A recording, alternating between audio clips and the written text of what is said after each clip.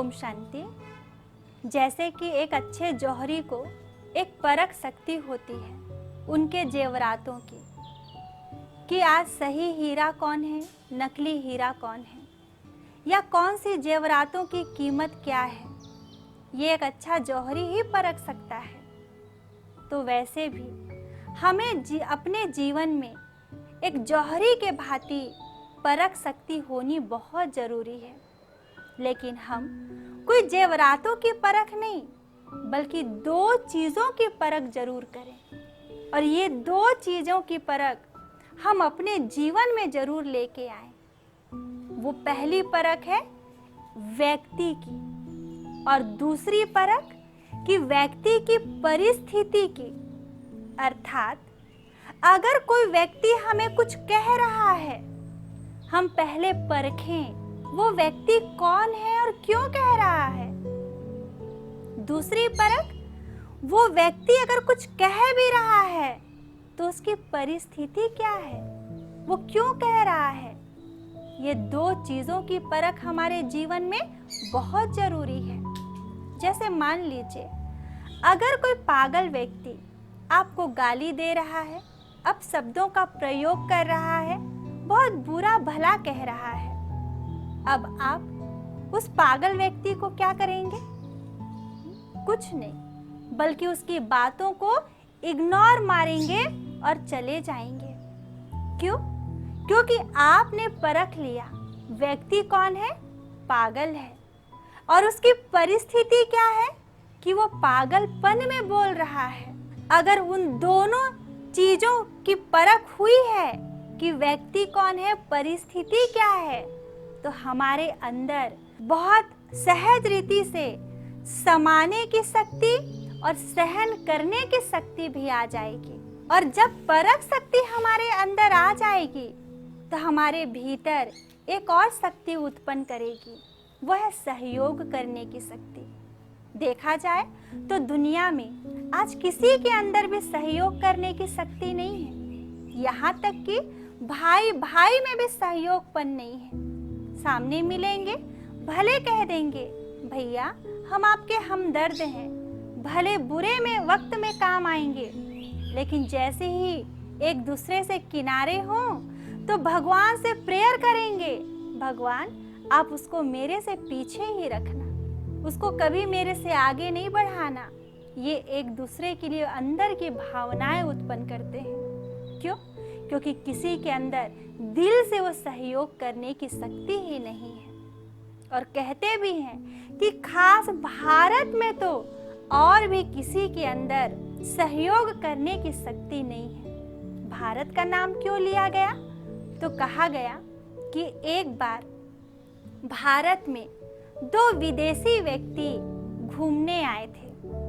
उन्हें भारत में बहुत सबसे अच्छा केकड़ा लगा। वो केकड़ों को जब देखे तो उनके अंदर ये उत्पन्न हुआ कि इन केकड़ों को क्यों ना हम अपने विदेशों में भी ले जाएं। तो वो दोनों ढेर सारे केकड़े को दो डिब्बों में बंद कर लिए और ले जाने की तैयारी में लग गए। जब जा रहे थे तभी एक डिब्बे का ढक्कन खुल जाता है और नीचे गिर जाता है। एक विदेशी दूसरे विदेशी से कहता है कि तुम डिब्बे के ऊपर हाथ रखो, मैं ढक्कन ढूंढ कर लाता हूँ। वहीं बगल में एक हिंदुस्तानी व्यक्ति बैठा था, वो हंसने लगा। विदेशी ने पूछा तुम हंस क्यों रहे हो? तो हिंदुस्तानी ने कहा तुम डिब्बों के ऊपर हाथ क्यों रखे हो? तो विदेशी ने कहा ताकि केकड़े बाहर ना निकले। तो हिंदुस्तानी ने कहा ये भारत के केकड़े हैं, तुम हाथ भी अगर हटाओगे तो भी एक केकड़ा बाहर नहीं निकल पाएगा। विदेशी ने पूछा कैसे? तो हिंदुस्तानी ने कहा तुम हाथ हटा कर देखो, जब एक केकड़ा ऊपर आने लगेगा तो दूसरा केकड़ा नीचे से उसकी टांग खींचेगा, और दूसरा केकड़ा जब ऊपर आने लगेगा तो तीसरा केकड़ा नीचे से उसकी टांग खींचेगा। और ऐसे करते सारे केकड़े एक दूसरे की टांग खींचने में ही बिजी हो जाएंगे। कोई भी केकड़ा बाहर निकल नहीं पाएगा। ठीक उसी प्रकार से आज के मनुष्य भी हैं। जब एक मनुष्य आगे बढ़ता है तो दूसरा मनुष्य पीछे से उसकी टांग खींचता है, और जब दूसरा मनुष्य आगे बढ़ेगा तो तीसरा पीछे से उसकी टांग खींचेगा, और ऐसे करते सभी एक दूसरे की टांग खींचने में ही बिजी हैं, और कोई भी व्यक्ति आगे बढ़ नहीं पा रहा है।